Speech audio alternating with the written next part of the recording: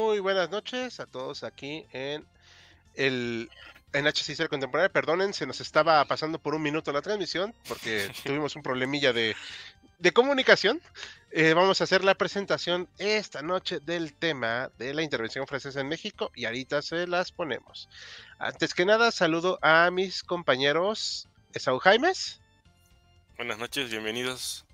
y también saludo al compañero el doctor Mariano García. Buenas noches a todos. Y vamos a hacer ahora sí que la debida presentación. Denme un segundo, vamos a poner las imágenes en un minuto. Pero bueno, yo fui el que propuso este tema, porque bueno, siempre es bueno hablar de algunos de los temas de la historia más cotidiana de nuestro país. Y también porque es necesario también que veamos, pues, Ay, perdón, ahora sí. ¿Alcanzan a ver la presentación? Sí. Ahí se ve, ¿verdad? Perfecto. Perfecto. Ok, bueno, vamos a empezar a hablar de este tema de la intervención francesa. ¿Pero por qué es importante verlo? Bueno, por una simple y sencilla razón.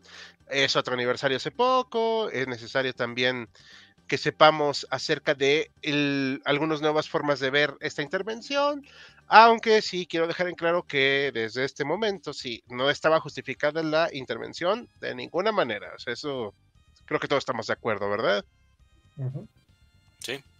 Y bueno, algo antes de que empecemos, ¿quieren decir algunas palabras, compañeros? No, yo por mi parte no. ¿No? ¿Tú, Saúl? Pues de hecho sí que quería como comentar que me impresiona bastante que de tantos en vivos que hemos tenido no hayamos tocado este tema. Cuando vi que ganó la encuesta y que lo elegimos, como que me llegó la sorpresa. En serio no hemos hablado de la intervención, como que es un tema muy interesante, muy importante, como para que lo hayamos pasado de largo tanto tiempo, pero hoy solucionamos ese problema. Sí. Además de que es siempre algo muy importante hablar de estos temas patrios porque la gente siempre se va con las pasiones y malditos liberales o malditos conservadores. Vamos Claro. a dialogar. Bueno, unos saluditos a YS, buenas noches. A Dar Carlos, equipo de hechos, esta es la intervención por la deuda o la otra. Esta, bueno, técnicamente las dos son por deudas. Buenas noches a Imperio Tigre. Y buenas noches a Joaquín Hernández, nuestro editor que hoy nos sigue desde las sombras. Hoy aquí está esta imagen muy patriotera, pero a mí me gusta mucho el cuadro este. Ahora sí, vamos a empezar.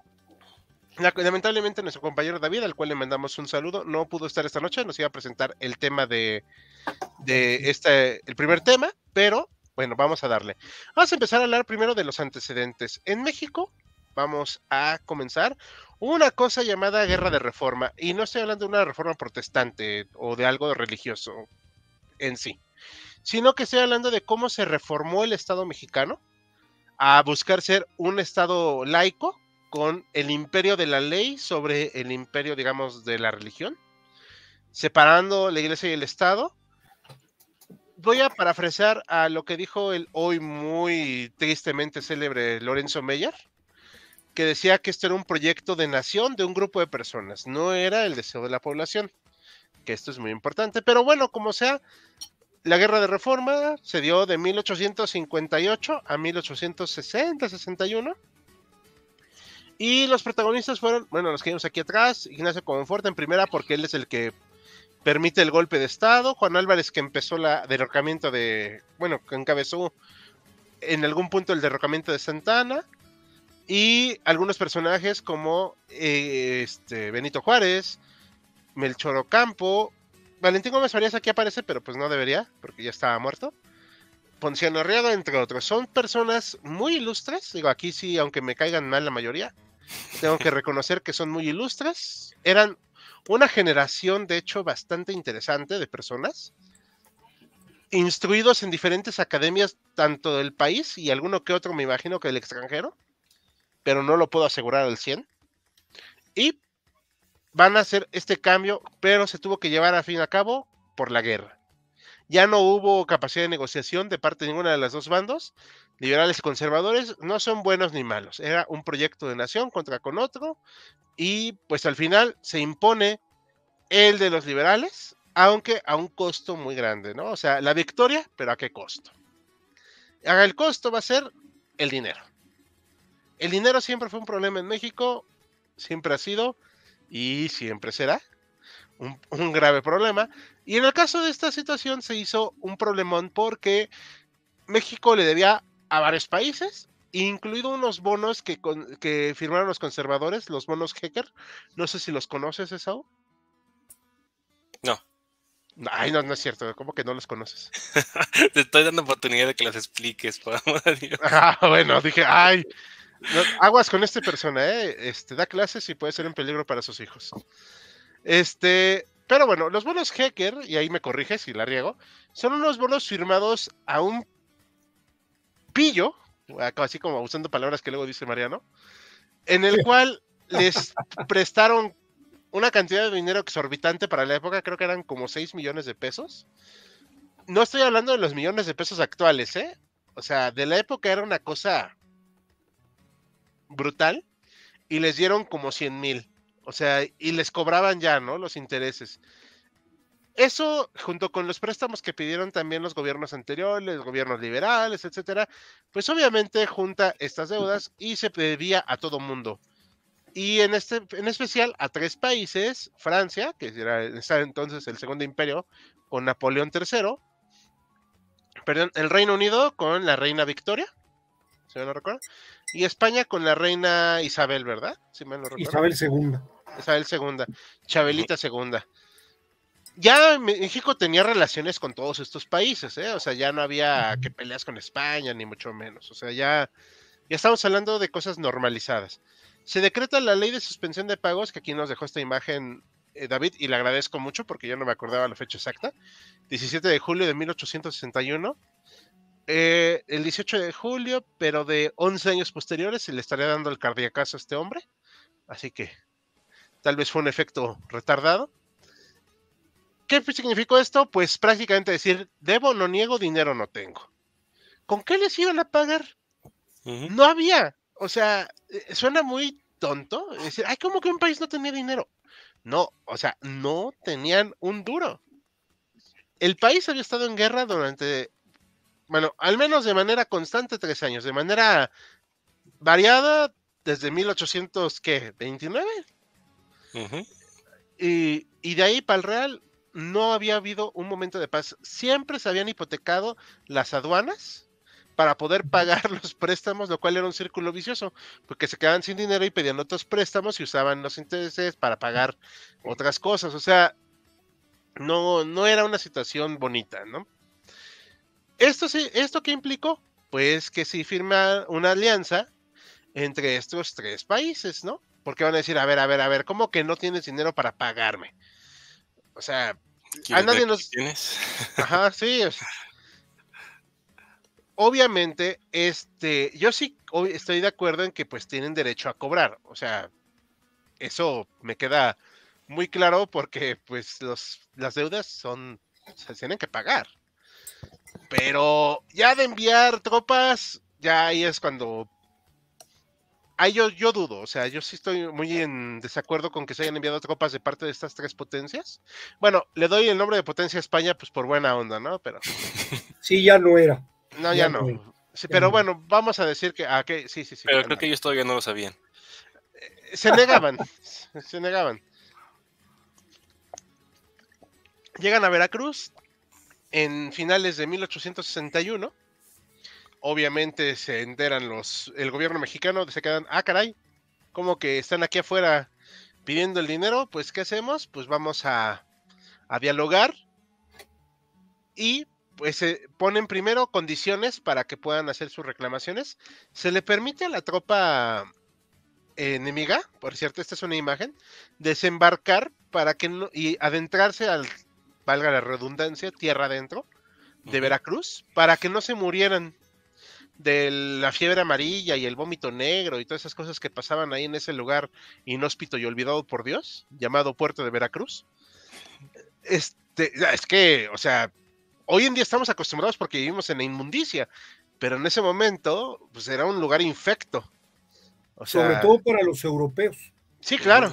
El que había nacido ahí ya había generado anticuerpos, pero los europeos se los llevaban. Sí, o si eran como Santana, pues eran la plaga misma. Pero en ese momento la gente, pues, vamos, no es tan fácil llegar a un lugar tan así. Se les permitió, hubo diálogos, se hicieron los tratados de la soledad, en las cuales se reconocía la deuda, pero que se irían, pues, haciendo pagos chiquitos y congelados para que pudiera afrontar el gobierno mexicano sus obligaciones. Además de que tanto Benito Juárez, digo, insisto, me caen mal, pero había gente competente con ellos. Sí tenían, como que sí sabían agarrar los cubiertos tan siquiera y sabían cómo dialogar con las personas. O sea, hubo pláticas, tratados, se dieron pues, el apretón de manos, pero aquí es, como diríamos en México, donde la puerca tuerce el rabo.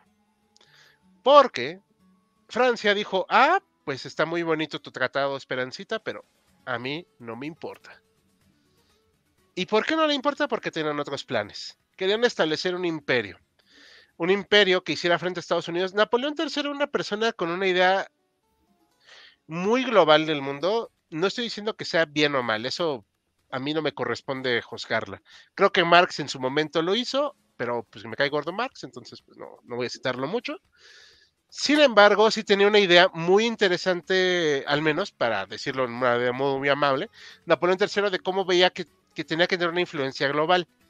Sobre todo porque de hecho le salió mejor que a su tío, que es algo que muchos no le reconocen, pero bueno. Hay que ser honestos, el imperio de Napoleón III duró más que el de Napoleón I. Aunque no fue tan extenso. No, ¿cómo no? África, Asia, parte de América. Digo, Napoleón no podía salir ni de barco más que ir para Santa Elena. Entonces, esto va a traer como consecuencia que inicia una invasión. De hecho, hasta se les había dado acá bien bonitas las instalaciones y todo. Y estos van a ser algunos de los generales, que van a encabezar este inicio de invasión. Ahorita va a hablarnos Mariano de eso y vamos a ver también con el público y anotaciones de mis compañeros. Pero no era una fuerza mega extensa. O sea, también hay que ser muy honestos con esto. Sí es importante lo que hizo México, pero también hay que darle su justa proporción. O sea, no eran como que, por ejemplo, lo que vimos 5 años después en la guerra, no, 5, perdón, no, 8 años después en la guerra franco-prusiana, que eran cientos de miles de soldados. Eso no pasó aquí, pero ni por favor.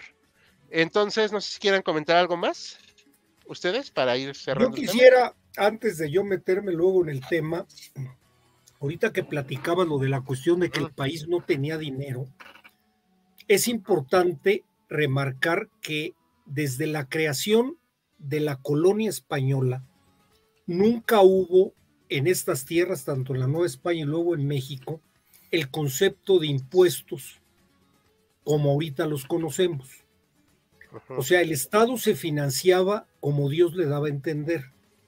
Se financiaba a través de las aduanas, que era la principal fuente de ingresos, como bien dijiste, pero también se financiaba con préstamos forzosos que en la colonia estaban marcados para la gente darle algún beneficio. El rey español le declaraba la guerra a Inglaterra y necesitaba dinero, y el dinero no había forma de tenerlo porque no era un sistema moderno al estilo Estados Unidos o Inglaterra de recaudar dinero cuando las empresas ganan y hacen sus negocios. Aquí no había un orden de cómo recibir y de cómo captar dinero. Eso no se va a resolver en México hasta la entrada, no la entrada, ya viene entrado Porfirio Díaz, que empiezan poco a poco a entender el concepto de impuestos modernos dentro de un país liberal, porque antes no lo había. Esa es una de las razones, independientemente de toda la crisis que había tenido México desde que empezó su independencia, a que no tenía dinero el gobierno. El gobierno iba saliendo adelante como Dios le daba a entender. Pues suena mucho a nuestro país actual, pero bueno. Claro, es un antecedente que tenemos, claro, es definitiva. Pero imagínate en ese momento. Sí, no, yo te iba a decir. Cuando alguien necesitaba dinero, lo que hacía era ir a buscar al clero o a los grandes comerciantes a pedirle un préstamo forzoso, a cambio de algo, no era una tiranía como tal, se negociaba y le daban a lo mejor el derecho de tránsito, el derecho de poder trabajar ciertos productos. No era una economía liberal. Entonces, cuando le llega a Juárez el agua al cuello, por 1000 razones, pues efectivamente no tenía dinero. Sí, de hecho, dato cultural brevísimo, el primer gobierno de Lupe Vicky, o sea, Guadalupe Victoria, se financia con los préstamos. Y en ese momento, y en ese momento hay cierta estabilidad, voy a llamarle así a falta de mejores palabras, porque hace poco tuve que hacer una investigación por una cuestión que ya les conté tras cámaras. Y en el momento en que se acabó el dinero, se quedaron, caray. ¿Y ahora qué hacemos? ¿Y ahora? O Claro, sea, claro. o sea, pero ese es el nivel de poca organización que se tenía de un gobierno que no es que fueran tontos, o sea, no, yo creo que esa no es la palabra correcta. Más bien no sabían cómo implementar Así es. algo tan grande, tan importante como era el cobro de impuestos. Sí, ¿de dónde sacar el dinero? Ajá, en un país tan enorme, ¿no? Y tan poco poblado también, o sea. No había ningún concepto de administración pública. Exacto. Ninguna idea de administración pública. Ya no se diga antigua, ya no se diga moderna ni antigua. No había el concepto de eso. Yo creo que se imaginaban que el dinero iba a salir por sí solo. Puede ser. Un soldado en cada hijotería pensaban que te incluía. Sí, que incluía la torta bajo el brazo. Exacto.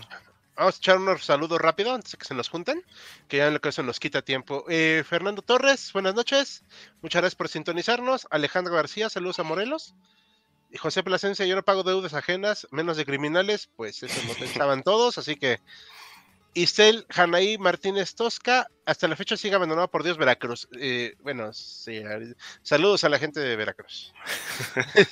Dart Carlos, México, les pago más al rato a Inglaterra y España. Va, comprensible, que tengan buena tarde, se van de reversa. Francia, no, ahorita machetazo. Literal. José Plasencia, casi nadie tiene el concepto de dinero. Hablan y no saben de lo que están hablando. Suena a cierto personaje actual. No diré quién. Solo diré que no sabe usar tarjetas de crédito. En fin, según sus propias palabras. No dirás quién, pero ya sabes quién. Ajá, exactamente. Nunca mejor dicho. Ajá. El que no puede ser nombrado ahorita. En fin, ok. ¿Algo más que quieran comentar de esta parte?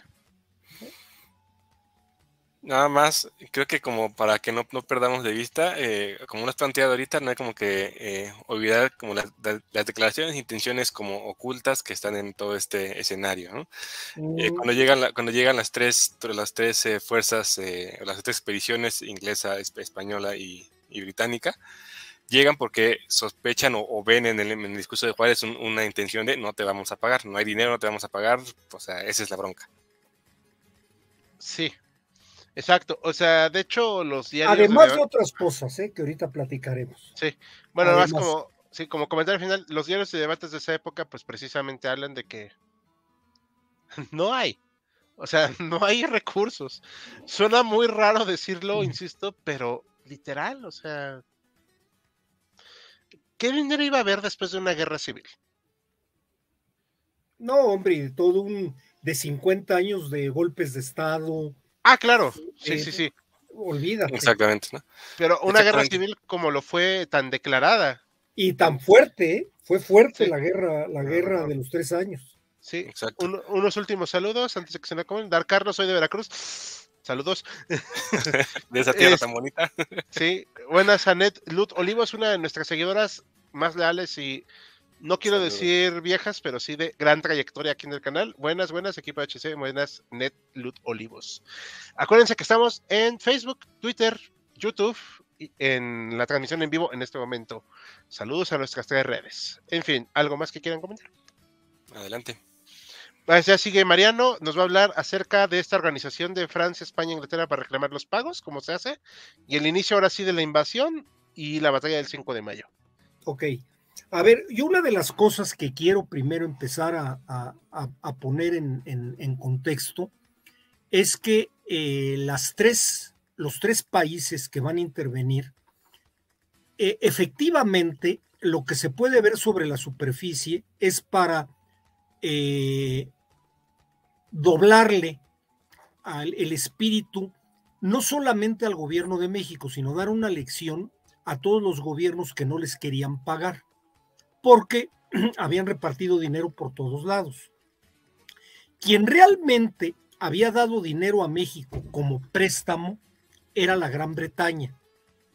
Francia, el dinero que se le debía era, incluyendo los bonos Jecker que mencionaba Hall, viene el asunto de una gran cantidad de reclamaciones que vienen desde la Guerra de Independencia.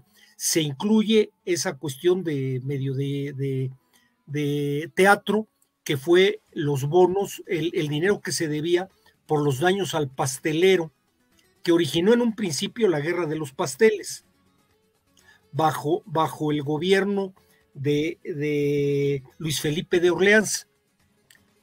El objetivo, de alguna manera podríamos ver lo que era cobrar, pero cada uno traía. España tampoco no había prestado nada de dinero.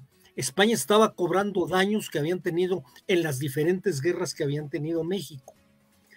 Pero a ver, Inglaterra buscaba cobrar y posicionarse en América para ganarle mercado a los Estados Unidos.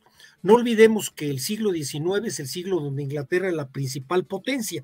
Es así, una potencia muy por encima incluso de Francia. Y lo que buscaba era hacer dinero, era su cuestión. No olvidemos que estamos en el siglo del colonialismo, y el colonialismo no es adquirir tierras. El colonialismo es tener un país que les genere suministro de materias primas y que les compre productos elaborados como consumidores. Esa es la mentalidad inglesa, más mercantil, más pragmática. Vámonos a España. España, independientemente de que hubiera querido cobrar, España traía el sueño ya trasnochado de volver a restablecer un imperio en México. Isabel II, el general O'Donnell y el general Espartero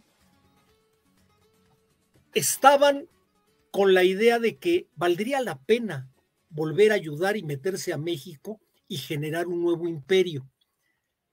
Esa es una de las razones por las cuales España entró. Y por el otro lado vamos a tener a Francia, que Francia sí traía una jugada de tres bandas enorme. Francia buscaba establecer un imperio, obviamente para ganar impulso ese imperio de Napoleón III, pero también para ganar dinero, porque iban a apoyar a un gobierno que tarde o temprano les iba a regresar lo que le habían prestado o lo que le habían anticipado, y también por otro lado, este gobierno le iba a permitir hacer negocios, concesiones, puertos, ferrocarriles que le iban a generar riqueza a Francia. Entonces, independientemente de la deuda, Francia lo que buscaba era el establecer un gobierno títere donde estuviera puesta su huella. Y lo jugó muy bien, trató de jugarlo muy bien, pero no le salió.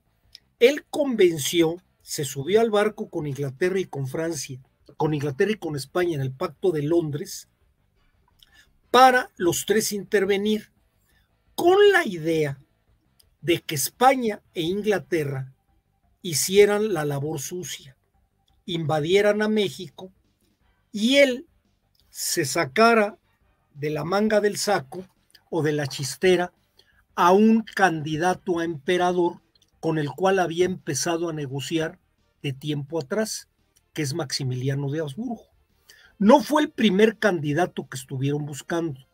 Hubo varios herederos, sobre todo de la corona española. Ninguno quiso, ninguno le interesó. Y a Maximiliano de Habsburgo lo vieron con buenos ojos, tanto España como Francia, porque dijeron, puede ser que nos permita quedarnos con algo de México. Sobre todo España soñaba con esa cuestión. Francia, además de esto, tuvo la habilidad de encontrar el momento oportuno. ¿Por qué el momento oportuno? Porque estaba empezando la guerra de secesión en Estados Unidos. Esto le impedía a los Estados Unidos apoyar a un gobierno que consideraba su patio trasero. Sí, ya en ese entonces ya nos consideraba. Después del 47 siempre nos ha considerado su patio trasero. Entonces todo se le presentaba padrísimo a Maximiliano. Iban a llegar las tropas entre España e Inglaterra y los pocos soldados que mandara Francia iban a conquistar México. Después Francia, como tenía un acuerdo específico con Maximiliano, establecería el gobierno y ese gobierno pues le tendría que rendir pleitesía a Francia. Esa era la jugada perfecta que tenía Maximiliano. En función de eso, bien dicen, se presentan en las costas de Veracruz, pero quien primero se presenta es España. ¿Por qué? Porque España estaba muy cerca, porque estaba en Cuba. Entonces le fue muy fácil establecer un contingente de soldados y al mando del general Prim venir y presentar las reclamaciones con la amenaza de la invasión. Es el primero que llega a las costas de Veracruz. Hay que entender que Juan Prim era un masón liberal, en su momento podríamos decir progresista, pero que además estaba casado con una mexicana, hija del ministro de Hacienda de Juárez en ese momento. Entonces, Juan Prim conocía lo que pasaba en México y sabía que aquí no iba a prosperar jamás un imperio apoyado por ningún país europeo, y menos si olía algo que fuera español. Entonces, desde que llega Juan Prim, se entrevista con Manuel Doblado, que era el secretario de Relaciones Exteriores de Juárez, e inmediatamente se ponen de acuerdo. Es más, Prim manda a entrevistarse con Juárez a su segundo de a bordo, que era el general Milans del Bosch. Si el nombrecito Milans del Bosch les suena algo conocido, tienen razón. Los que intentaron dar el golpe de Estado en España el 23 de febrero, si mal no me equivoco, de 1982, fue un general Jaime Milans del Bosch. Bueno, un antepasado de él fue el que venía con Prim, se entrevista con Juárez y prácticamente llegan a un acuerdo. Juárez les dice, oigan, yo no puedo aceptar que me intervengan en mi país, pase lo que pase, pero yo les voy a pagar, tarde o temprano voy a tener que pagarles. Entonces, de inmediato, Prim se entendió con Juárez. Después van a llegar los ingleses y por último van a llegar los franceses. Cuando llegan los franceses, se da cuenta el representante inglés y Prim de que las intenciones de estos son otras. Entendamos que en esa primera entrada de Francia viene acompañando a las tropas francesas Juan Nepomuceno Almonte. Juan Nepomuceno Almonte, el hijo de Morelos, que a la sazón había sido secretario de Relaciones Exteriores y embajador en Estados Unidos. La jugada era de entrada ponerlo a él como presidente de un gobierno provisional que serviría como cabeza de puente al cual apoyaría Francia. Sin embargo, eso no fue necesario, porque inmediatamente, ya mencionó Hall de que se firmaron los tratados de la Soledad, las tropas entraron a Orizaba y Veracruz, Orizaba y Córdoba, e inmediatamente rompen el acuerdo tripartito. Inglaterra y España se dan por satisfechos, agarran sus tropas y se van. Poco a poco se tenían que ir moviendo, además cumplieron con cierto honor los acuerdos de la Soledad, lo cual Francia no hizo. Francia se tenía que haber regresado a Veracruz, pero obviamente ya sabemos que en caso de guerra el terreno tomado es el 90% y el 10% es la cuestión legal. Entonces Francia dice, yo de aquí no me muevo y aquí voy a invadir a México. Cuando se va a dar el sitio de Puebla, las batallas de Puebla, es cuando las últimas tropas españolas están abandonando Veracruz. Para esto, las cartas que se mandan los generales, el capitán general de Cuba, el presidente del Consejo de Ministros de España, contra Prim, le decían que tenía que quedarse y pelear junto a Francia y ganar algún territorio para España. Prim no hace caso, los manda a la goma, con toda razón, no nada más para México, sino para España, porque España, que ya de por sí no era potencia, no tenía dinero, le hubieran pegado hasta con la cubeta.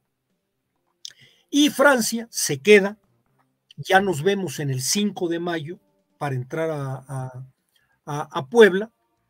Puebla era el único reducto militar de México, no había ningún otro reducto militar, Veracruz estaba abandonado, como bien dicen, no había dinero por ningún lado, entonces todo lo que es el poder militar mexicano se guarda en Puebla, pues tratando de hacer una detención a los soldados que, si mal no me equivoco, eran 6,000 que venían al mando de este conde de Lorenzés, el cual yo creo que él se creyó a sí mismo que no iba a encontrar ninguna oposición, y pues el resultado de la batalla de Puebla ya lo sabemos.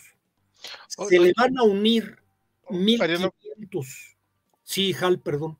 No, es que sí quería decir esta preguntilla. Dime. Oye, ¿quién fue el que dijo casi llegamos y ya conquistamos, ¿no? Ese es Lorenzés. Ah. Le manda una carta a Napoleón III donde le dice, es tal, es algo horrible, ¿eh? Dice, es tal nuestra superioridad de organización, de cultura y de raza, que ya puede usted sentirse dueño de México. Eso se lo mandó en las vísperas de la batalla de Puebla. ¿Y luego qué hizo con esa carta cuando pasó lo que pasó? Pues no te quiero decir, yo creo que se la comió o algo peor. Ok. O algo peor. Ese fue el que lo hizo, ese fue el que hace. Y efectivamente, yo creo que él se la creyó. Yo creo que dijo, pues vamos a llegar a pasear. Manda las tropas. El mismo Leonardo Márquez, que es el que se le une para combatir en Puebla, le dice, oiga, cuidado, porque hay dos fuertes importantes en Puebla que nos va a costar trabajo. Lo ideal es presentar sitio, no presentar batalla. Lo que va a hacer Forey un año después. En lugar de presentar batalla formal, lo que va a hacer es sitio. Bien dicen los militares, plaza sitiada, plaza tomada. En cambio, Lorenzés no, él traía prisa por dominar, se avienta frontalmente y los resultados pues ya lo sabemos. La derrota fue, pero frontal. Los mismos militares mexicanos no la creían, pero realmente se organizaron bien y pudieron triunfar sobre estos soldados que venían de Francia. Eso implicó que se regresaran a Orizaba, le quitaran el mando a Lorenzés y Francia va a planear algo, no se podía quedar con la bofetada. Él sabía que tenían que seguir adelante, ya incluso estaban los acuerdos que se tenían con Maximiliano. Entonces van a planear de nuevo una expedición, van a venir más soldados. Si mal no me equivoco, creo que llegaron ya a ver el número de 20,000 soldados franceses para lo que fue el sitio de marzo de 1863. Uh-huh.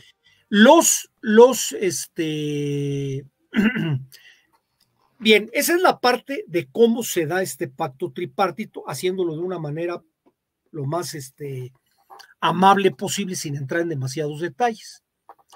Pero hay algo importante. Yo muchas veces he escuchado que dicen, oye, pero ¿qué tanta importancia tuvo la batalla de Puebla? Realmente nos acabaron dominando. Un año después vinieron a encontrar. Es vital la importancia que tuvo. ¿Por qué? Porque el plan que tenía Napoleón ya no le funcionó. Si Napoleón III, sus tropas, hubieran ganado en México el 5 de mayo, hubiera podido entrar, dominar a México, cuando en los Estados Unidos no se sabía qué estaba pasando.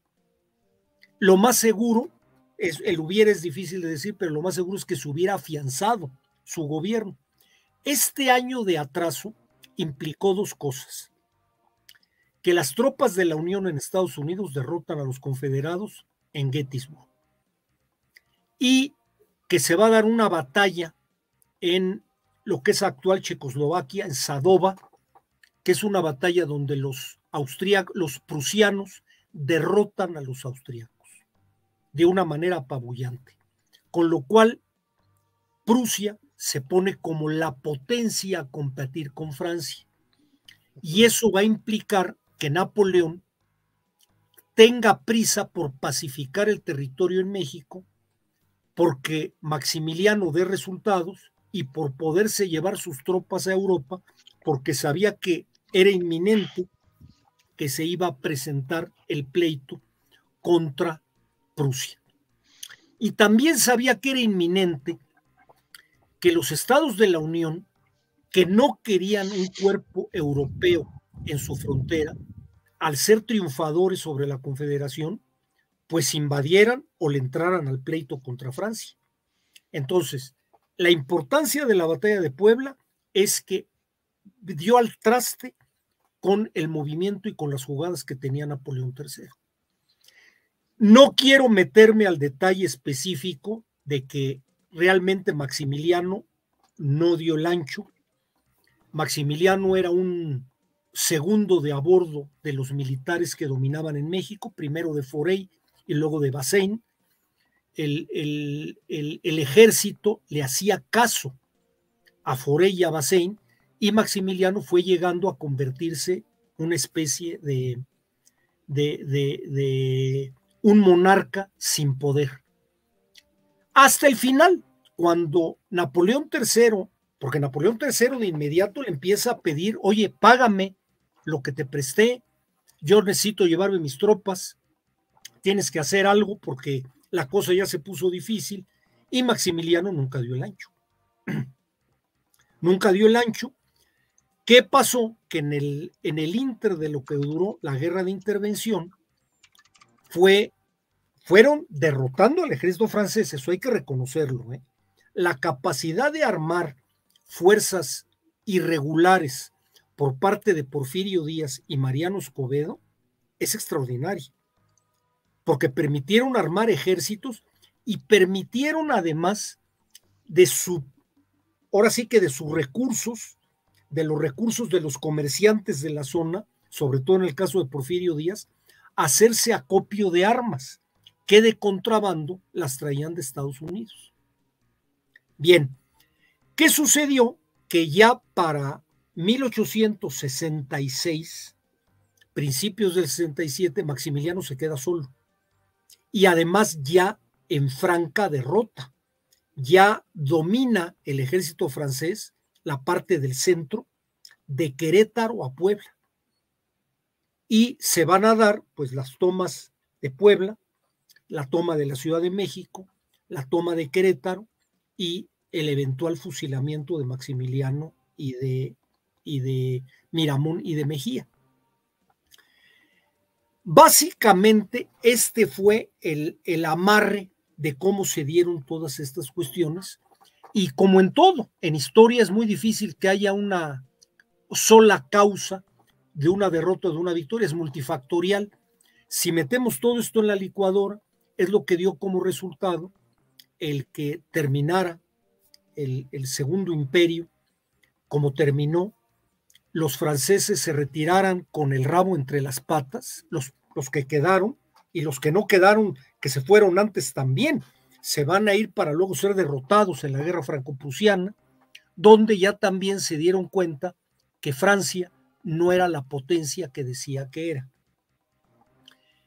Y en cambio en México hay algo que en mi opinión sí es importante. A partir del momento en que se restaura la República, creo yo que en México empieza a haber el sentimiento de nación. Yo creo que hasta antes de esto no lo había.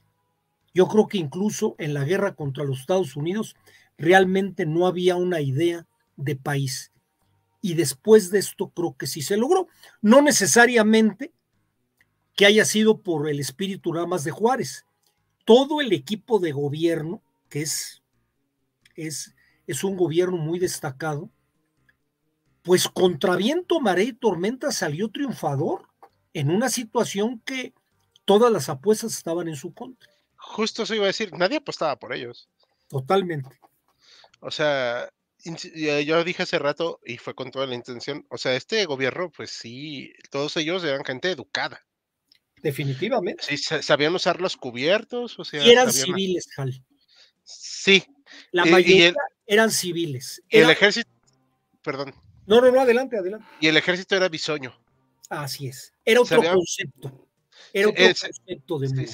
Se había formado, salvo alguno que otro que haya salido de la academia militar, que no voy a ser tan tajante de decir que ninguno, pero casi todos se habían formado en la reforma a los trancazos. O sea, decidieron tomar las armas como Porfirio Díaz.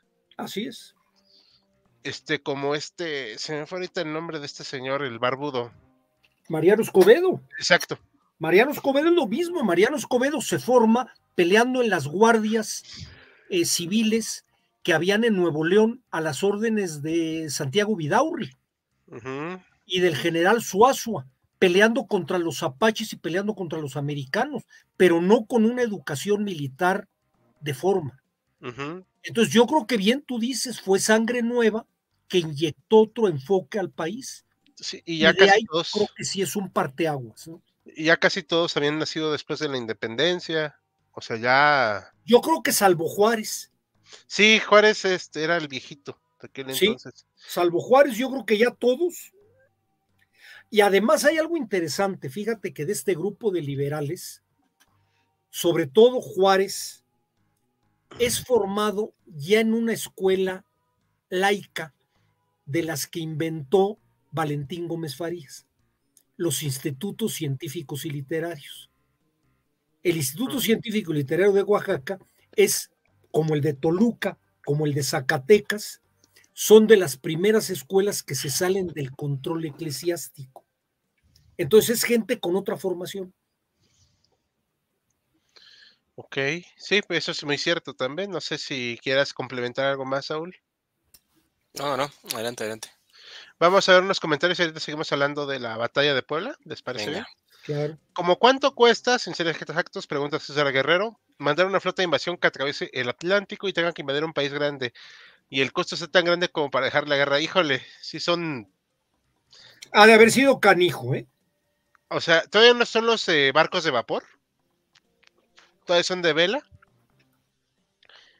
Pero imagínate enviar un ejército que tenga que ocupar, invadir, tengas que pagarles, vestirlos, y bueno, también van a alimentarse de la tierra. No, debe ser una cantidad, yo no sé, o sea, y estaban acostumbrados a las guerras coloniales en muchos aspectos, ¿no? O sea, no estaban acostumbrados a como ejércitos más o menos de su nivel, salvo en la guerra de Crimea, que de hecho Lorenzés y todos ellos habían salido de ahí. Y aquí dice. Hay triunfadores. Sí, ahí sí, pero bueno, era Rusia, o sea. Rusia tiene la costumbre de ser incompetente en muchos aspectos de su ejército. No, y es en serio, o sea, pero bueno, dice César Guerrero también. Yo quitaría estas comillas de que ganamos la guerra. ¿México terminó pagando la deuda a Francia? ¿Terminó pagando igual con Porfirio Díaz? No sabría decirte. Tengo entendido que no, ¿eh? Rompió. Tengo entendido que se rompió el acuerdo. Sí, pues es que ya después de una invasión y todo, pues ya que reclamaban. Con Francia, con Inglaterra y con España sí se siguió pagando la deuda, pero tengo entendido que con Francia no. Ok. Facundo Borrello, Camarón, sí, la batalla de Camarón, que fue muy famosa acá. Hola, buenas noches a Freso. 1, 2, 3. Fernando Torres. Lo lógico desde la perspectiva francesa era que con la toma de ambos fuertes, o sea, el norte de Guadalupe, se controlaba la ciudad completa, porque en ese entonces Puebla era una ciudad pequeña y una región relativamente plana. Ok. Y bueno, sí, estratégicamente eran muy importantes esos fuertes. Dar Carlos, México, luego de sacar a Francia de su territorio. A tu casa, Rey. Sí, la verdad es que fue más o menos así. Por cierto, hay que recordar que Ignacio Zaragoza nació en Texas, pero bueno, sí, era todavía parte de México, entonces sí era mexicana. Algunos de los personajes destacados que poníamos, no sé si está bien que los mencionemos. Jesús González Ortega, el cual Juárez mandó a apresar cuando lo cuestionó, de su presidencia, por cierto. Pero déjame, tienes razón en eso, pero déjame poner un poco en antecedente. El jefe del ejército mexicano a la muerte de Ignacio Zaragoza fue Jesús González Ortega. Ajá. Jesús González Ortega es el que le presenta, el que absorbe el sitio de Forey en Puebla en marzo del 63 y el que acaba rindiendo la plaza, y al mando de él estaban los otros 4 que aparecen ahí. Y que todos se rindieron, fueron tomados presos. Sí. Porque Forey les pidió que renunciaran y se sumaran al imperio. Estos se negaron, a todos los pusieron presos, los iban a mandar a Veracruz para mandarlos a las islas de la Martinica como presos, y en el camino prácticamente todos escaparon. Sí, exacto. Y de hecho, Díaz estuvo haciendo su guerra de guerrillas y todo. Así es. Que por cierto, aquí está Porfirio Díaz. Se me fue otra vez su nombre. Miguel Negrete. Miguel Negrete, gracias. Era conservador. Sí. Y se pasó, pero dijo que él prefería, o sea, ok, sí tenía un bando conservador, pero pues ante todo era mexicano, ¿no? O sea, ¿qué dijo? Luego rompe con Juárez, precisamente por eso, Sí, pero es que, pues, ¿quién no quería romper con Juárez después también? Sí, es cierto. Felipe Berriozábal. Sí.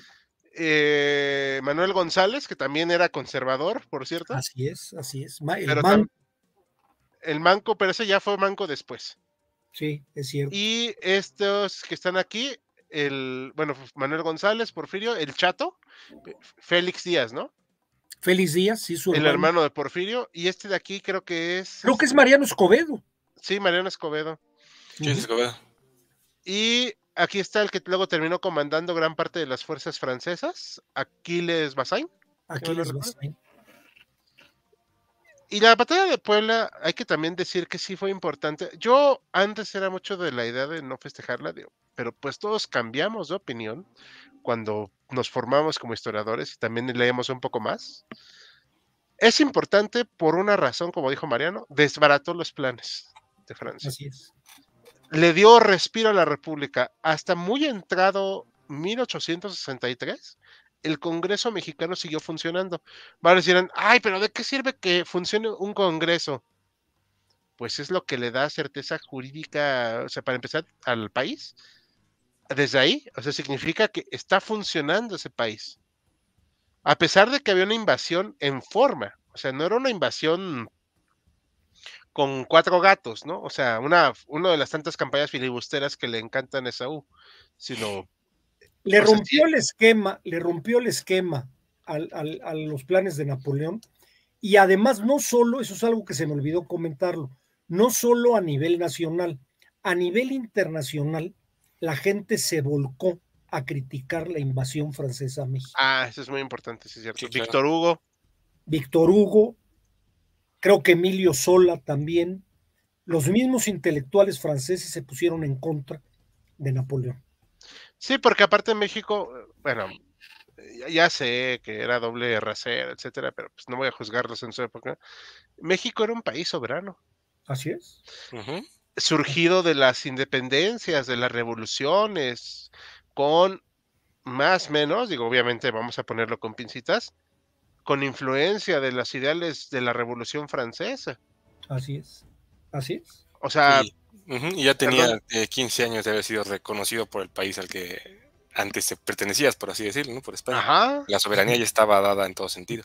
Sí, o sea, el meme de Napoleón de que pues iba a establecer un imperio pues independiente, pues era un meme. O sea, al final, o sea, porque pues iba a ser tan independiente como ¿cómo se llama? Pues, los reinos que tenía en Vietnam, ¿no? Sí, claro, era una colonia, iba a ser un gobierno títere. ¿No? De la batalla de Puebla, ¿algo más que quieran mencionar en sí, del 5 de mayo? ¿Saúl? Adelante. Nada más como añadir, a pesar de que, como bien mencionó el doctor Mariano, a pesar de que nace de un error táctico y estratégico del conde de Lorenzés, eso no le quita el mérito que sí tuvieron las tropas mexicanas. Y al final las ellas mismas se sorprendieron, lo decía bien el doctor Mariano, hasta ellos nos dijeron, lo que acabamos de hacer, ¿no? Es como de... Sí. la que nos acabamos de mandar, ¿no? También para no hacerlo menos, ¿no? Aunque parten de un error que sí es lo que al final de cuentas explica gran parte de la derrota, que es esto de afrontar batalla en lugar de hacer sitio. No le quita mérito a que hayan hecho como lo hayan hecho, pues Porfirio y compañía ganaron la batalla de Puebla, ¿no? Zaragoza, perdón, y compañía. Y yo creo, Esaú, que mucho fue ahora sí un poco con las uñas, ¿eh? Sí, sí, sí, sí. Fue un poco por el coraje, por la valentía, por, no sé, un espíritu de cuerpo. Yo creo que ahí es muy importante lo que yo les decía. Para estas épocas ya empieza, según yo, ese concepto de nación.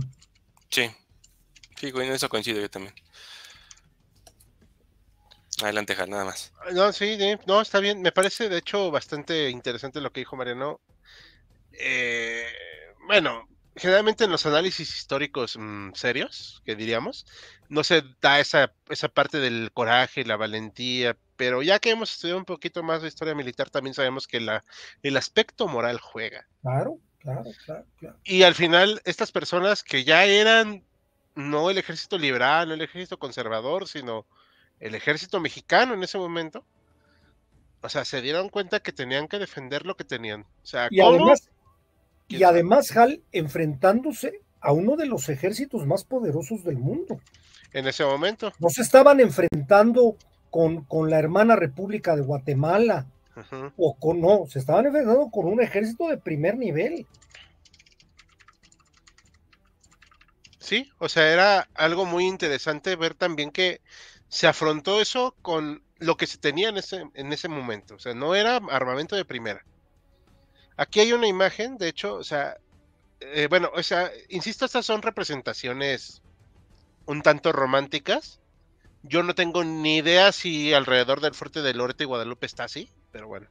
Lo que sí es interesante ver, siempre he visto, y no creo que sea casualidad, a un hombre agarrando una bala de cañón para aventarla así con sus manos. Y aparece mucho esa imagen. Sí. Pero a mí me parece muy reveladora porque de seguro se había quedado sin pólvora. Puede ser. O sea, o ya no tenía la capacidad de disparar la artillería, porque no es lo mismo la batalla en el siglo XIX que en el siglo XX o XXI, pero era un cuerpo a cuerpo literal, ¿no? O sea, lo que había de ejército estaba en Puebla. Así es, todo. Sí, exacto. Todo ahí le pusieron, todo el montón. Y tampoco era muy gracioso, yo creo que para los soldados mexicanos de leva o no de leva, eso ya a mí me importa un rábano ahorita, pero no creo que debió haber sido muy gracioso para ellos ver a los poblanos decorando la ciudad. Ah, claro. Porque estaban preparándose, y tengo entendido que esto es cierto, para recibir a los un franceses. Tedeum, ya tenían preparado el Tedeum para los franceses. Ajá.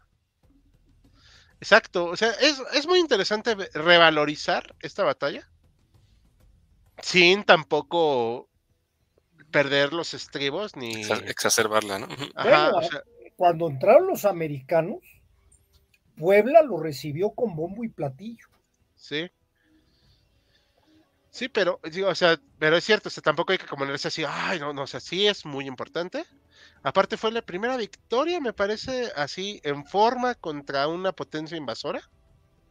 Salvo la de Santana en Tampico, contra Bueno, Barradas. ay, bueno, pero... Bueno, obviamente, pero tampoco no le quitemos valor. no. De alguna manera sí se planeaba una invasión y era un ejército europeo. Ah, que sí, ya sabemos que también pésimamente organizado. Y Santana comió de eso el resto de su carrera. Y de la pierna, de la maldita pierna. Fue la pierna más cara que le ha salido a México. Exactamente. Entre lo de Barradas y lo de la maldita pierna, nunca se le terminó de pagar al hombre. Nunca. Bueno, veamos unos comentarios. Sí, sí, sí. Claro. ¿Se puede decir que la invasión de Francia a México dio inicio a la guerra de guerrillas o ya existía? No, o sea, el concepto de guerra de guerrillas ya existía desde hacía... Yo creo que sí, ¿no? Sí, yo creo que ya existía. A lo mejor no con ese nombre, pero... Los españoles lo hicieron contra la invasión francesa, Es cierto, napoleónica. es muy cierto, es muy cierto. Se dice que Estados Unidos celebra el 5 de mayo. Es real porque sí lo celebran. Por ignorantes. Yo creo que más bien es una cuestión también de saber cuando un país defendió, pues se defendió, ¿no? De un país europeo. Pero mucha de la celebración no gira en torno a la batalla. O sea, Es como un Ellos lo manejan como la independencia de México. Ajá, pero no lo asocian con la batalla. Pero bueno, es una celebración en Estados Unidos. Sí. Ajá, exacto. Sí, que bueno, que al menos sería como una segunda independencia de México también. Sí, sí, se vale. Sí. USA celebra Divisible Conquer el 5 de mayo porque América para los americanos. Pues sí. Algo hay de eso. Yo creo que es importante eso. Yo también. Imperio Tigre se le anda tragando la internet. El hombre con la bala de cañón, así como si boliche. Pregunta, ¿qué tanto se extendió la noticia de la victoria de la batalla del 5 de mayo por Europa? ¿Y cuál fue la reacción de las monarquías? Hace una muy buena pregunta. ¿Saben ustedes? ¿Qué tanto, perdón, no puedes la poner reacción de las monarquías? Ajá. Voy. ¿Qué tanto se extendió la noticia de la batalla? Fue enorme. Sí, tuvo mucho pegue. Tuvo mucho pegue, claro. Y debió ser muy humillante para Napoleón III. Claro. No se lo esperaba. No se lo esperaba. Es cierto. O sea, porque efectivamente la idea de Lorenzés y todo, o sea, ya ganamos, ya. Claro, ya que se preocupan, hombre. Este país está tomado. Es como decir, vamos a tomar Kiev en 3 días, o sea. Ándale, por ahí va la cosa. Y sopas. Pero bueno, ¿algo más que quieran comentar de esto? Adelante. Pues vamos a ver el siguiente tema, que es la República Itinerante. Bueno, ya nos dijo Mariano que al final, pues lamentablemente termina cayendo Puebla, a pesar de la valentía de estos generales. Este cuate se muere. De hecho, lo nombran luego benemérito de la patria, porque pues, bueno, también había que reconocérselo. Y pues se murió de enfermedad que creo que tifoidea, ¿no? Y ya llegó alguien más competente, que era Bazán, que sí se organizó en forma, sitió Puebla, ahora sí. Y esto implicó, evidentemente, que los recursos de la nación estuvieran sitiados en Puebla, y cae en 1863, un año después prácticamente, lo que abre las puertas a la Ciudad de México. ¿Y qué va a implicar esto? Que Juárez and Friends tengan que salir corriendo. Aquí me gustó este mapita que más o menos pone así como fue el traslado de este personaje, de Juárez. En teoría, todavía funcionó el Congreso unos meses más. Estuvo lo que se llama la Diputación Permanente. ¿Qué significa esto? Que van a ser representantes nada más de los diputados para atender ciertos asuntos, pero en sí el Congreso pues también se tendrá que haber desplazado, porque pues la ciudad ya no puede ser la sede de los poderes de la Unión. Va a llegar a San Luis Potosí, luego a Monterrey, donde se da un agarrón con Vidaurri, que, bueno, Vidaurri terminó siendo un traidor y le costó muy caro a Vidaurri. Nunca se le da a perdonar a Juárez. O sea, así como lo ven chaparrito y todo, era bastante rencoroso. Como dice una amiga, entre más chaparritos están más cerca del infierno. Bueno, sí, no, es que no puedo dejar de darle sus golpes. Luego se fue a Chihuahua y a la ciudad del Paso, que hoy se llama Ciudad Juárez. Es una zona muy segura en México. Entonces, pues en su momento sí le fue de seguro, porque un poquito más y se tiene que ir a Estados Unidos, ¿eh? Sí, ya, o sea, por eso se llama El Paso. Ya no le quedaba otra. Bueno, yo creo que se podría haber ido hacia Sonora, una cosa así, ¿no? Baja California, pero pues no sé ya cómo estaría cercado por el ejército francés. No sé, o sea, la verdad es que no tenemos ese dato ahorita, no es la intención tampoco ahorita del en vivo, pero nada más vemos que el joven Esaú se está moviendo. Quién sabe qué está haciendo, pero bueno. ¿Qué significa esta república itinerante que sí se le dio el nombre? A ver, esto sí lo voy a decir fuerte y claro. La república y el estado eran Juárez. Sí. En este momento. Quien diga que no, que las figuras democráticas, que no. Se le dieron poderes, sí, y el estado era él. Estoy de acuerdo. O sea, también por eso se pelea con Jesús González Ortega muy fuerte luego. Es cierto. Porque al final, ¿qué elecciones iba a haber? O sea, en algún punto la Diputación Permanente había dicho, pues vamos a hacer elecciones para el Congreso. Y yo cuando lo leí me quedé, ¿es neta? ¿En qué país? O sea, sí dominaba partes de la República, digo, también hay que ser echarse al drama, ¿no? O sea, pero, ¿cómo ibas a organizar las elecciones en medio de una invasión?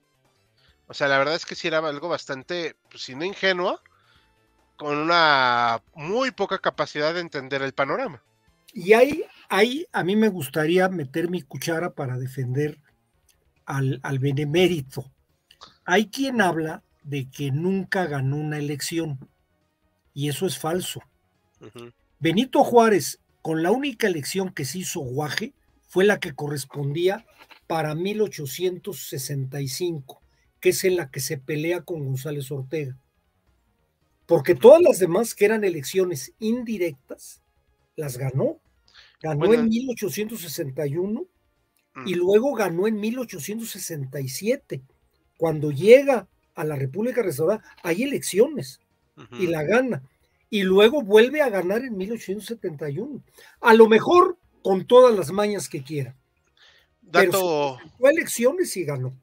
Dato curioso, ahorita que estoy haciendo unas cuestiones laborales, se presentó para diputado, ministro de la Suprema Corte y de presidente. Bueno, es que eso es lo que yo en algún momento había platicado. La mera verdad, nadie de su generación tenía el currículum que tenía Benito Juárez. Tal vez Melchor Ocampo, pero se lo echaron. Fíjate, pero Melchor Ocampo llegó a ser gobernador. Pero este cuate fue secretario de Gobernación, presidente de la Suprema Corte, gobernador del estado de Oaxaca, diputado local, diputado federal, juez, regidor. Pasó y profesor, por todo. Sí, y profesor de ministro de la Suprema Corte también. Sí, ya lo dijo. Ah, pero no escuché. Y profesor de Porfirio Díaz. Ah, sí. Director del Instituto Científico y Literario de Oaxaca. Sí, bueno, o sea, sí, a lo que voy es que ya en el 67 pues sí hubo elecciones, en el 71 fue cuestionado, pero a morir. Ah, sí, a morir, a morir. En el 61 habría que checar bien las fuentes, porque sí me queda la duda de si hubo elecciones. Ahorita no tengo el dato, o sea, más bien creo, no me acuerdo cómo fueron, pero voy a revisarlo. Hay por ahí un libro que le recomiendo, que es un libro que hace la Universidad Veracruzana, sobre Miguel Lerdo de Tejada. Y ahí hablan y ponen, no lo tengo, bueno, sí lo tengo aquí a la mano, pero no los voy a detener con esto. Hablan de las elecciones e incluso los votos que ganó y contra quién. Lo que tenemos que entender que eran elecciones indirectas. O sea, quien lo elegía era el Senado y el Congreso. Perdón, el Senado no había, era el Congreso. Sí. Entonces, en esas yo gana. La que yo sé que no hace, creo que es la que correspondía para 1865, que es cuando se da la bronca con González Ortega. Y creo que González Ortega tenía razón. Porque si eran indirectas las elecciones, las podían haber realizado. O al menos hacer una cuestión por excepción, ¿no? Claro, claro. Porque Congreso había. Sí, pero yo creo que sí, a Juárez le gustaba el poder más de la cuenta. Pues lo sacaron con los pies por delante. Así fue. O sea, lo sacaron en su cajita de cerillos y ya se lo llevaron. Pero porque, pero bueno, esta es la República Itinerante. Y a mí me gustó más esta imagen porque refleja en muchos aspectos la soledad en la que estaba Juárez. Es de Relatos e Historias en México. Por favor, siempre que puedan, consúltenla. Es un muy buen lugar para encontrar artículos de difusión y de investigación. Y yo los uso bastante ahí en el trabajo. Creo yo que esta situación de la República Itinerante se ha romantizado mucho, porque no se pone a ver también la dificultad que tuvo este personaje para afrontar esto. O sea, ahí sí estuvo a la altura, digo, quitando el chiste de su estatura, pero estuvo a la altura de las circunstancias porque era una situación muy dura. O sea, tenía que dejar a su familia en otro lado, ¿no? Es el aspecto personal, ha de haber sido terrible. Sí. Sus representantes convenciendo a todos los países de que no apoyen al imperio. o sea, que no apoyen la invasión extranjera. Él mismo tratando de mantenerse entero, o sea, no es una cuestión sencilla, obviamente. Sí, yo he dicho hasta el cansancio, no me cae bien, pero esta parte creo que es muy interesante, porque aparte en este momento que aquí está la representación del imperio, bueno, que acepta Maximiliano la corona, y cuando llega con Carlotita, esta visión obviamente está súper idealizada, porque Por no supuesto. sí, sí, no lo recibieron así cuando No lo bajaron, recibió, sí, no lo recibió. En Veracruz no lo recibió nadie. ¿no? O sea, vieron y se quedaron, pero ¿qué es esto, México? O sea, sí, ¿no? O sea, no les faltaba acá el que le dijera, ya, si ya te la sabes, banda, o sea, no, pues, estaba horrible, o sea, y debió ser muy desolador para ellos. Y la defensa de la República, insisto, son pinturas idealizadas, pero pues, ¿de dónde quieren que saque fotos en ese momento de cómo estaba, ¿no? O sea, pues, vamos a trabajar con lo que tenemos. El ejército francés atacando, las instituciones republicanas defendiéndose. Bueno, los pocos o muchas instituciones que había se defendían. Y de ahí vamos a ver también que está el hecho de que, no, perdón, aquí ya. Juárez nunca se rindió, no aceptó dialogar con Maximiliano. Esto es muy importante, porque implicaba reconocerlo. O sea, también Maximiliano con la idea de que no, pues si hablo con él lo puedo convencer. O sea, soy juarista, pero en este momento Juárez tenía toda la razón del mundo en negarse a hablar con un tipo que era un invasor y que se sostenía por las bayonetas. O sea, no había cómo. La situación para Juárez se fue tornando, pues sí, complicada. La resistencia era por focos. O sea, de repente había resistencia en Oaxaca, había en Guerrero, había en algunos estados, pero el problema para los franceses resultaba en que llegaban a un pueblo, lo controlaban y en cuanto se salían, ¿lo controlaban? Exacto. No, o sea, ellos controlaban sectores particulares. O sea, la Ciudad de México, Puebla, Veracruz, o sea, son lugares muy importantes, digo. Creo que también los puertos del Golfo, ¿no? Eran una de las posiciones más interesantes en cuanto a ingresos económicos para el imperio, lo cual le daba en la torre a las finanzas de la República. Y eso fue determinante para que pudiera aguantar un tiempo el imperio. Pero al final, ya los explicó un poquitín Mariano, esa situación de lo que pasaba en Europa. No estamos hablando de la guerra franco-prusiana, ¿eh? Estamos hablando de la guerra austro-prusiana. Austro-Prusiana. Sí, así O sea, es cosa muy distinta, porque Otto von Bismarck, que encabezaba el gobierno de los prusianos, hizo sus movimientos para que Austria se enojara, y Austria decide atacar a Prusia, que era von Clausewitz, ¿verdad? El general, no, von Clausewitz no. ¿Cuál era el general prusiano? ¿No era Moltke? Moltke, gracias, von Moltke, ya decía yo que era un von Moltke, gracias. Von Moltke barre el piso con los austriacos, pero lo barre. O sea, son semanas de combate, no años, no, o sea, semanas. Y esto va a prender obviamente las alarmas y empieza la retirada a partir de 1866 para sustituir. Esta es la práctica como que se hace cuando el ejército invasor quiere aplicar la desesperada de salir con la cara limpiada, ¿no? O sea, vamos a sustituir las tropas que traemos aquí con la tropa local, la vamos a entrenar, todo va a estar bien y ya nos vamos, ¿no? Esto se ha hecho también en la guerra de Vietnam, con los estadounidenses saliéndose. En las guerras afganas que hubo, tanto la de la Unión Soviética, que platicamos la semana pasada, como con la de Estados Unidos, que entrenaron a un ejército y pues... Y acá no creo que los hayan entrenado a fuerza de ser sinceros, los franceses a tropas mexicanas, pero sí se trató de sustituir.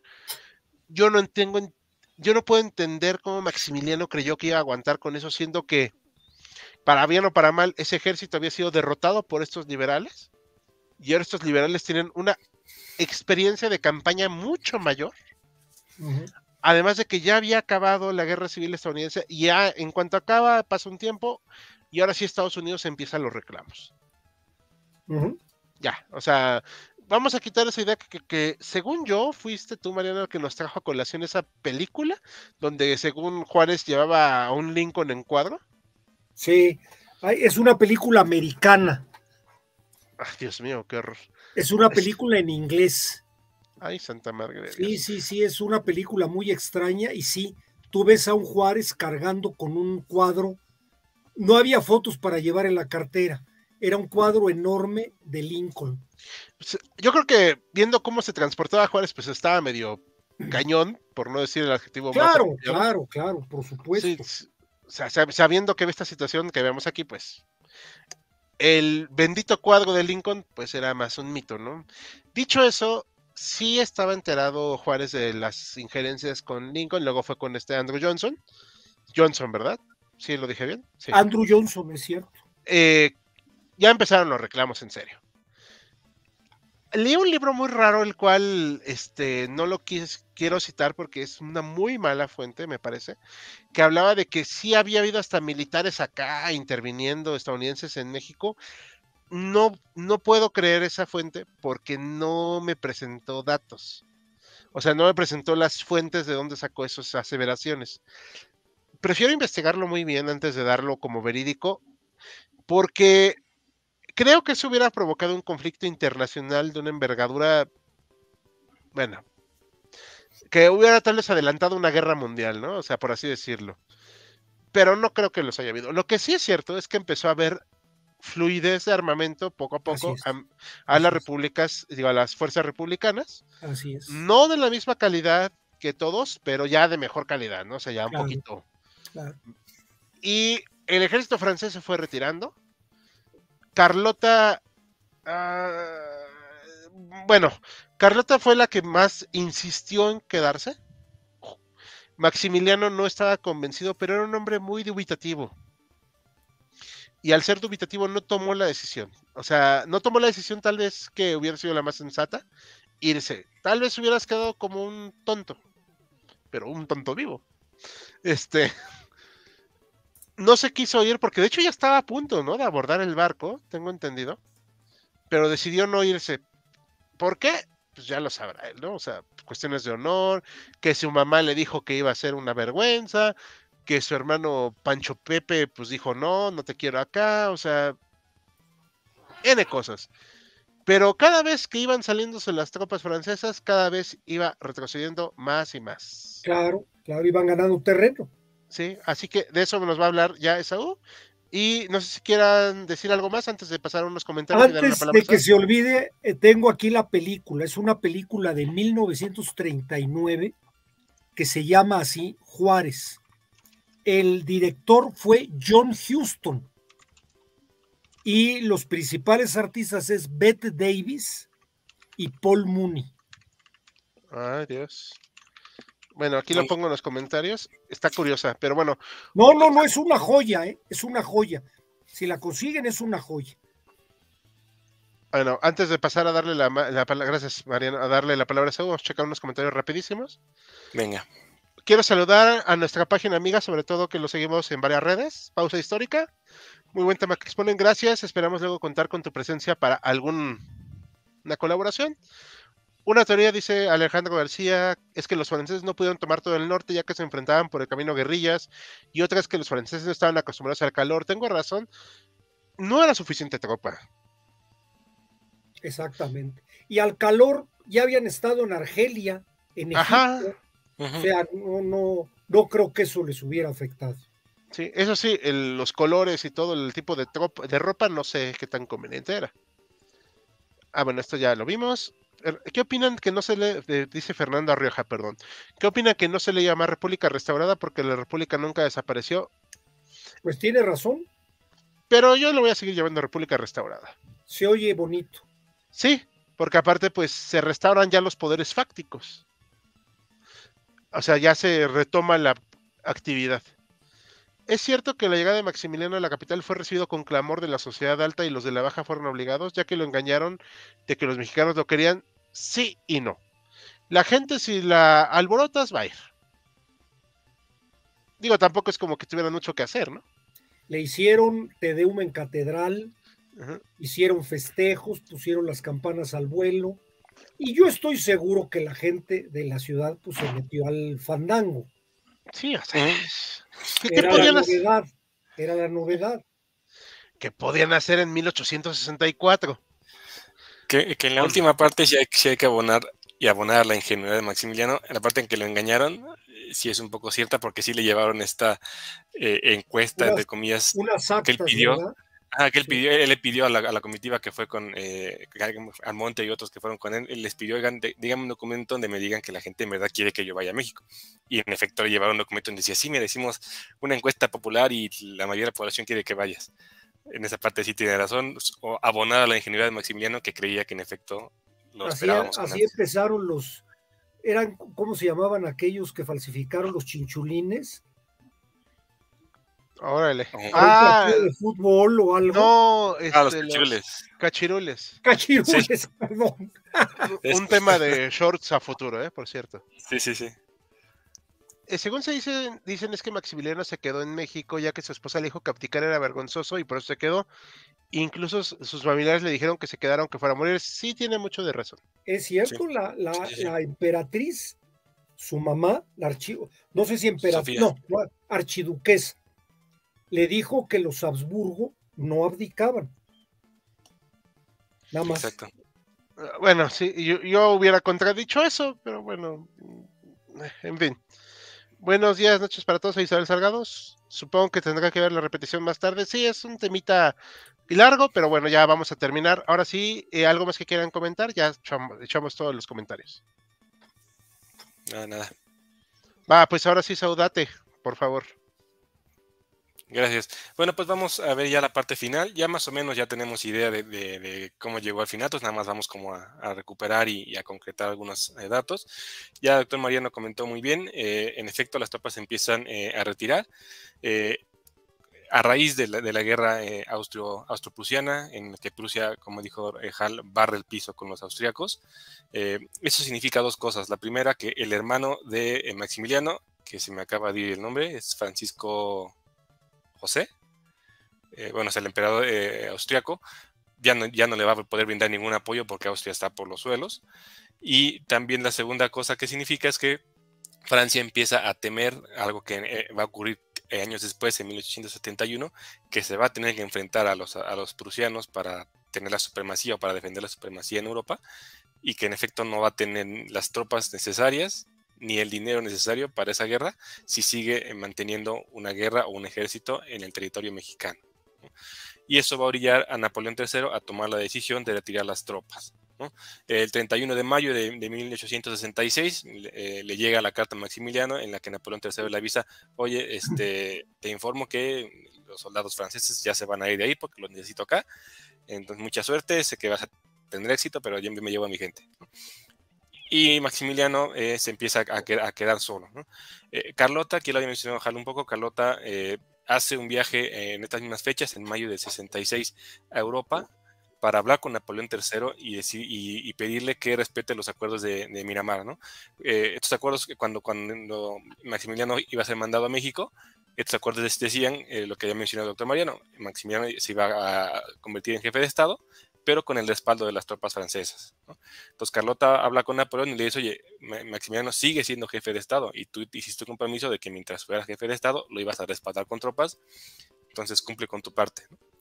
Obviamente Napoleón III la va a ignorar una, dos y hasta tres veces. Ya en la tercera Carlota le dice, ok, no, si no quieres dejar las tropas, está bien, pero por lo menos danos dinero, o sea, déjanos dinero para defendernos o para comprar armas o para de alguna manera mantenernos.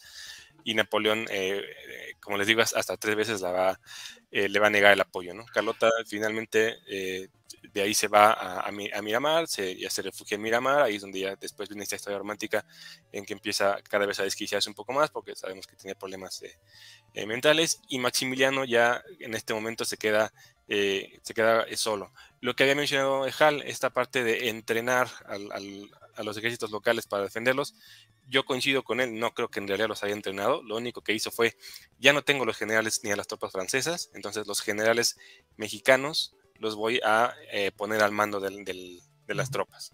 Yo creo que más que entrenarlos, literalmente además les dijo, oigan, ahora ustedes van a ser los jefes porque ya no tengo generales. Y entonces le va a dar el mando a Miguel Miramón, a Tomás Mejía y a Manuel Ramírez de Arellano, ¿no? Y a Leonardo Márquez. Cierto, y a Leonardo Márquez, ¿no? Y para aquel entonces ya solamente tenía fuerza digamos, el ejército imperialista o el ejército de Maximiliano, ya solamente tenía fuerza en Querétaro, en México y en Puebla.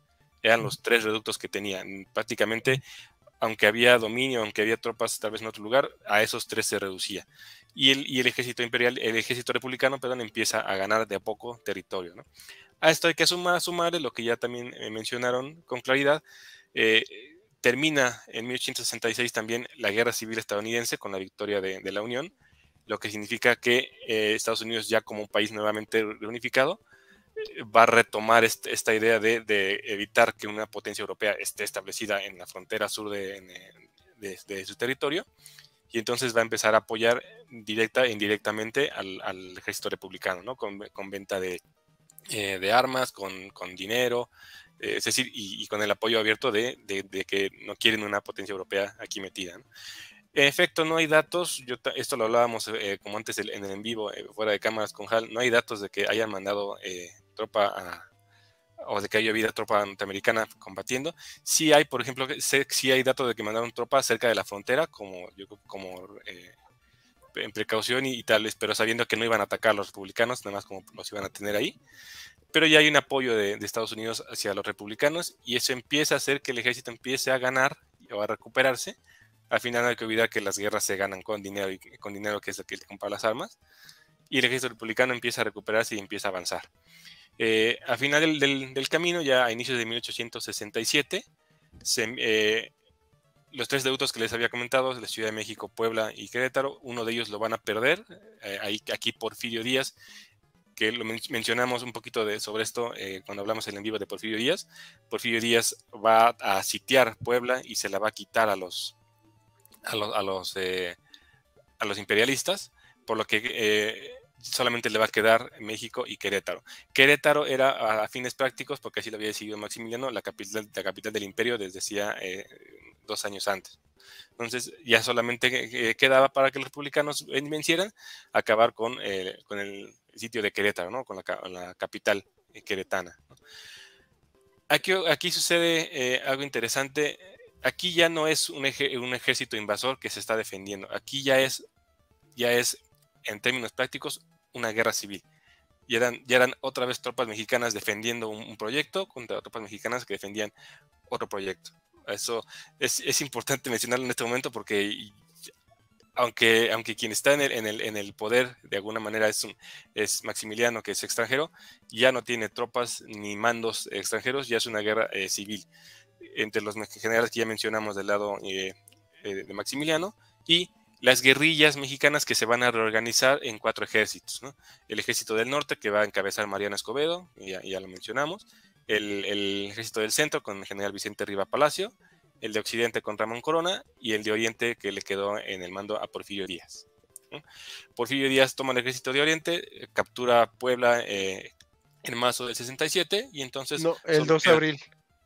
Perdón, el 2 de abril, cierto. En marzo inicia el sitio y el 2 de abril cae finalmente Puebla, ¿no?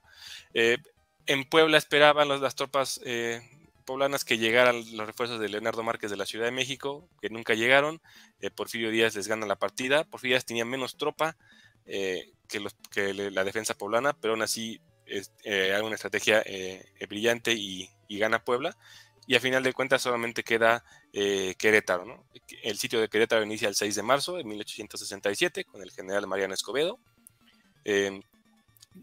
Dura 75 días, 71 días, perdón, el sitio de Querétaro. Es el último reducto. Ahí está Miguel Miramón al frente de 9,000 hombres. Lo último que queda ya de defensa de Maximiliano. Después de 71 días, al final, si bien al final el sitio cae por una traición, que Maximiliano quería romper el sitio y uno de sus generales se alía con los republicanos, que por aquí tengo el nombre del general, se me va siempre, Miguel López, aquí lo tenía, perdón. Miguel López le encargan la defensa o sea, asegurar el paso para que el Maximiliano salga y rompa el sitio. Él se entrega a los republicanos toman ese lugar y cuando intenta salir Maximiliano lo persiguen y lo capturan el 15 de mayo, ¿no?, de 1867. Finalmente capturan a Maximiliano junto con Miguel Miramón y Tomás Mejía. Se les hace un juicio, un consejo de guerra más bien, en el Gran Teatro de Iturbide. Aquí está este tema un poco romantizado de este debate interno que se tenía de se le tiene que perdonar la vida porque es un miembro de una casa noble europea.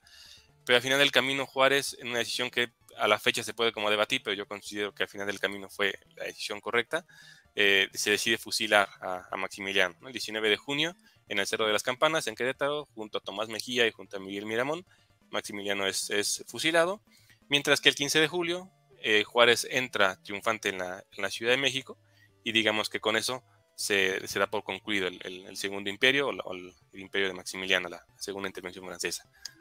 No sé si hasta aquí haya abarcado todo. Si quieren comentar algo, ese sería como el final del imperio, ¿no? Ajá. Yo quisiera comentar a nivel pleitos internos que tuvo Juárez desde el punto de vista político. Juárez para esas alturas ya estaba enemistado con Porfirio Díaz. Porfirio Díaz ya no le había hecho caso en muchas cosas que le había ordenado Benito Juárez. Y lo deja realmente solo reorganizando el Ejército del Sur. Y es importante el crecimiento que tiene Porfirio Díaz porque puede conseguir armas por los comerciantes del sur, que consigue dinero, porque no hay un apoyo oficial de parte de Benito Juárez a él. Realmente el consentido en este momento de Benito Juárez fue Mariano Escobedo. Es más, le ordena a Porfirio Díaz que mande tropas para apoyar a Mariano Escobedo, y Porfirio Díaz se niega. Entonces ahí empieza ya un poquito el rompimiento entre el que era maestro y alumno, ¿eh? Sí. Era una relación de mentor a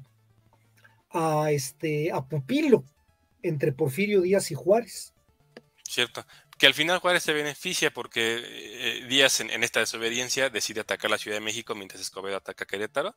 Así y eso es. También ayuda a que Juárez pueda entrar ya pues campante a la Ciudad de México. Que ahí también hay un chisme porque Leonardo Márquez le dice a Maximiliano que tenía que ir a defender Puebla. Se queda en la Ciudad de México y se pudo pelar. Hay quien dice que hubo un arreglo con Porfirio Díaz. Sí. Y con lo cual se pudo ir Leonardo Márquez a La Habana y morir de viejo. Creo que incluso regresó a morir a México. Quiso regresar, pero ya no se sentía a gusto. Puede ser, puede ser. No, es en serio. O sea, pero sí llegó a regresar, ¿o no? Sí, o sea, sí regresó a México amnistiado por Porfirio, ya como. Así es. Don Porfirio. Y murió aquí. ¿O no? Déjame checar. Pero o sea, regresó, pero ya no le gustó y se volvió a regresar a La Habana. Tengo entendido que se fue a Cuba de nuevo. Leonardo Márquez, el tigre de Tacubaya. Es uno de los grandes villanos, ¿eh? Sí, es un personajazo de los villanos. Murió en Cuba a los 93 años en 1913. Wow, o sea, todavía lo enterró Díaz. Mira. Díaz enterraba a todos. Y también le enterró Márquez a Madero, ahora que lo pienso. Otro personaje que no me cae nada bien, Madero. Pero bueno, Leonardo Márquez, sí, hombre, es que, bueno, no estoy diciendo que no fuera valiente, pero era como que medio tonto, ¿no? En las estrategias, Márquez. Ahí sí, como militar dejaba que desear. Era además muy sanguinario, muy... Sí. Bueno, pero al final es el que muere de viejo y los valientes terminan... Así es. Por cierto, dato cultural, muy importante. Este cuadro está totalmente erróneo. Maximiliano no estaba en medio. Ni los fusilaron aquí enfrente, ¿no? O sea, no. Sí, fue a bocajarro, así como los pone. Es de Manet, ¿no? Tengo entendido que sí. Pero aquí está el orden de fusilamiento real. Deja a Miramón en el puesto de honor. Digo, no sé si para fusilarte te tengan que decir puesto de honor, pero bueno. Maximiliano, la verdad, con todo, acepta su destino con valentía. Y Tomás Mejía creo que fue el más gallardo, porque no dijo nada y se le quedó viendo al pelotón, ¿no? Que supuestamente en el pelotón de fusilamiento estaba Aureliano Blanquet. No supuestamente. Sí, estaba. ¿verdad? Fue el que le dio el tiro de gracia Otro personaje muy curioso. tristemente célebre. Sí, pero murió muy patéticamente, se cayó y se rompió el cuello. Sí. Pero fue el que le dio el remate a Maximiliano Aureliano. Y hay otro chisme que circula mucho en redes sociales de que en realidad Maximiliano no murió ahí. Sí. El de Justo Armas, que está enterrado en San Salvador. Ajá, porque eran masones. Y que no sí, exactamente, y que metieron a un soldado en su lugar y lo fusilaron. Y yo pregunto, pero si se mataron acá los mexicanos siendo masones, pero con singular alegría durante 50 años. Saludos a Vicente Guerrero, por cierto. Ahí tienen. Que también se lo buscó, Vicente, pero bueno. Otro dato curioso también, que sí, obviamente ya había ciertas rencillas entre Díaz y Juárez, pero también es cierto que le tenía mucho respeto Díaz a Juárez. Sí. Así es. O sea, ese era como el ambivalente, ¿no? Porque se presentó a las elecciones presidenciales Díaz. Así es. Y perdió. Eso es lo que yo creo que ya no le cayó bien a Benito Juárez. Que se presentara a las elecciones. Que se presentara su pupilo a competir con él. Hombre, bueno, pues. Sí, porque, o sea, sí le compitió. Como ya saben quién. Bueno, que ahorita se están despedazando, por cierto. De hecho, cosa curiosa, yo creo que en ese momento sí Díaz dijo, bueno, ok, te la paso esta, ¿no? Porque pues eres el héroe de la República, órale, va. Ya a la 71 fue cuando empezó a perder los estribos. Y cuando se le murió ya en el 76 sí dijo, no, ya. Oye, y aún así hay que reconocer que Juárez derrota a Díaz. ¿En la elección? En el plan del, no, en el plan de la Noria. Pues sí, se murió. Díaz, no, se murió después. Se murió después de la elección del 71. Y para eso Díaz anda a salto de mata. Es cuando se va con el tigre de Alica que lo arropa. Sí, tenemos un video de eso, por cierto, por favor. El golpe que trataron de dar fue muy similar a lo que le hicieron a Madero, tomando la Ciudadela. Nada más que aquí el militar era Sóstenes Rocha. Y fusiló a todos los que tomaron la Ciudadela. De hecho, pero cosa curiosa, sí, Díaz también se reveló. Y lo del tigre de Alica, sí, es tigre, ¿verdad? El tigre de Alica. Que lo ha estudiado muchísimo, Bruno, que lo hizo, de hecho, video. Por cierto, véanlo, quedó muy padre.